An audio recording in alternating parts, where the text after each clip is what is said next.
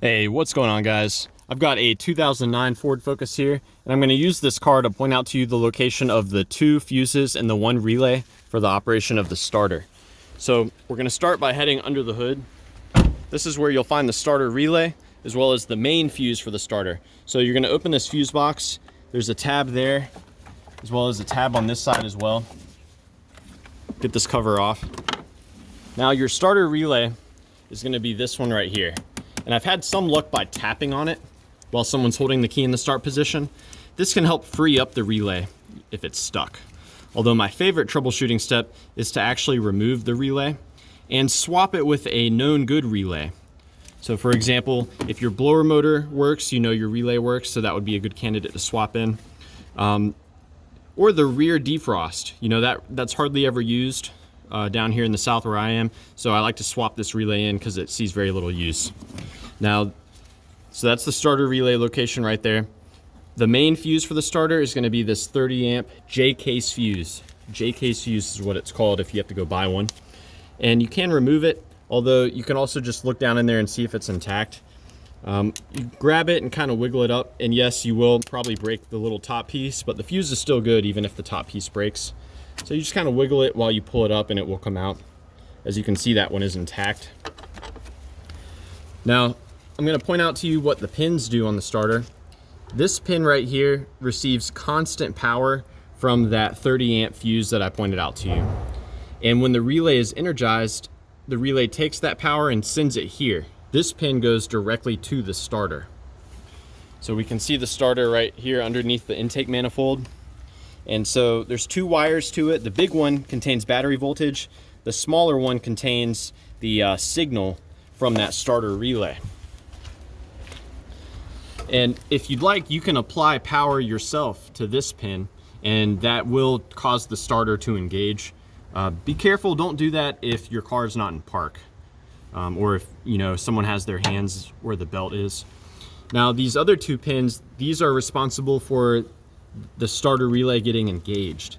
This pin right here, this receives a ground signal from the powertrain control module. This pin receives power when the key is turned to the start position. So I'm going to go ahead and show you the fuse associated with that. This is the second fuse. So that fuse is going to be down here. We're going to open this by prying this down like that and pulling it out.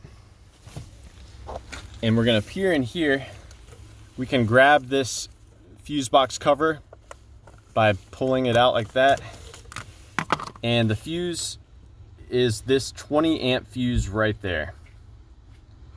So that provides power to the ignition switch. So I've got the ignition switch wiring exposed here. So that 20 amp fuse, its power comes in on a blue-red wire, which is this wire right here.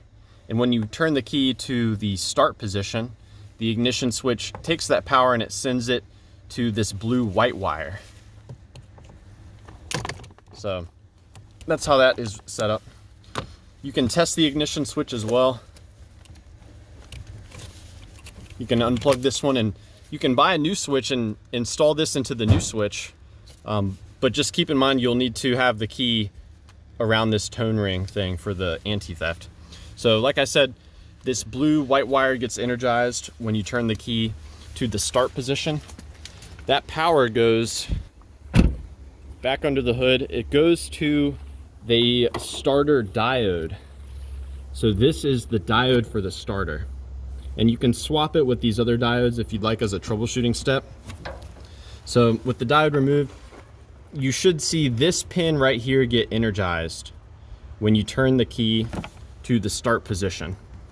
If you see that pin getting energized, then you know the ignition switch is working in that regard. From this diode, it then goes on to the neutral safety switch. So basically it's a switch on the transmission. It only allows voltage to go through it if you're in park or in neutral. So it's a safety device, right? So if you're in park or neutral, the power will go through this diode into this pin to the neutral safety switch, ending up at this pin. So one way you can test the neutral safety switch is if you have continuity between this pin on the relay and this pin on the diode. So yeah, I hope I've given you guys some good info for troubleshooting. Please let me know if you have any questions, or more importantly, if you have any advice about troubleshooting the starter on your Ford Focus. Thanks for watching.